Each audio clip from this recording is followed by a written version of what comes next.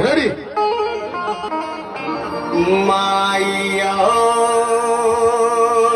बाबूजी के रखी ध्यानवा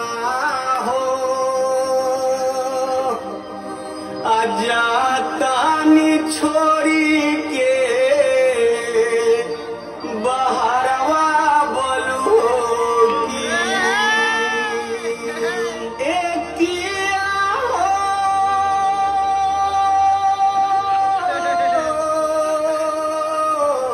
रानी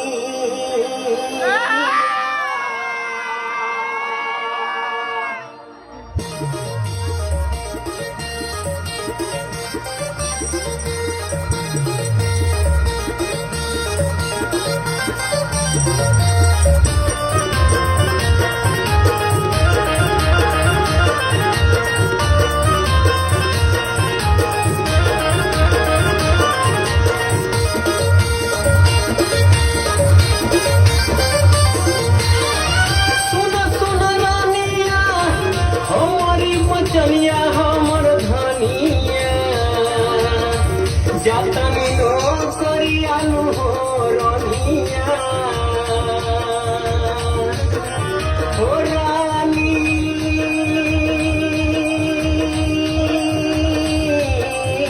हो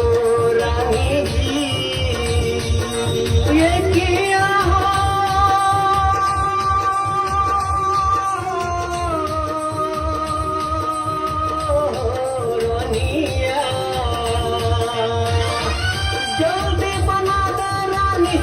रहिया के भोजनिया हमर रानिया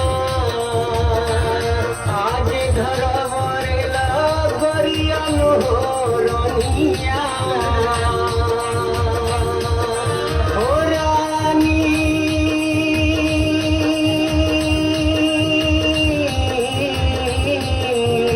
हो रानी जी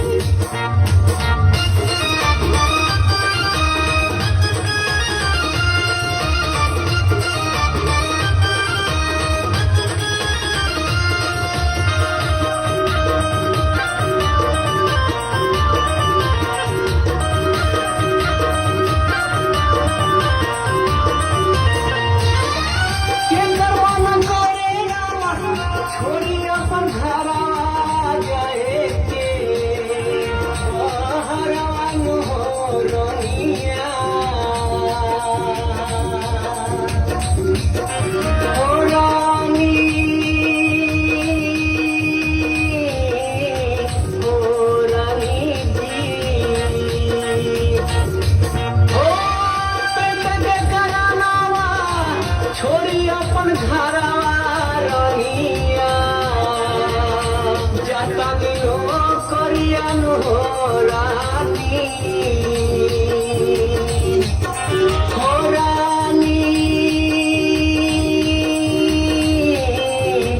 हो रानी जी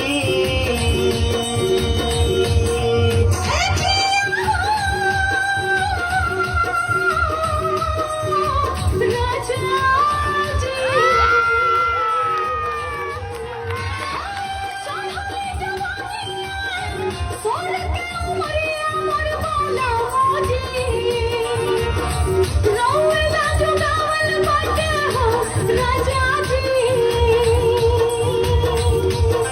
ओ राजा ओ स्वामी जी हमरा के चली रउआ अपना संगवा दिला मोहना ओही जायब रखो जानियन हो राजा जी ओ राजा ओ स्वामी जी सुन सुन रानिया हमारी मचनिया हमर धनिया जातनी नो करियानु हो रानिया माती जाबो हरवानो राजा जातनी नो करियानु हो रानिया माती जाबो हरवानो राजा जातनी नो करियानु हो रानिया जातनी नो करियानु हो रानिया जातनी नो करियानु हो रानिया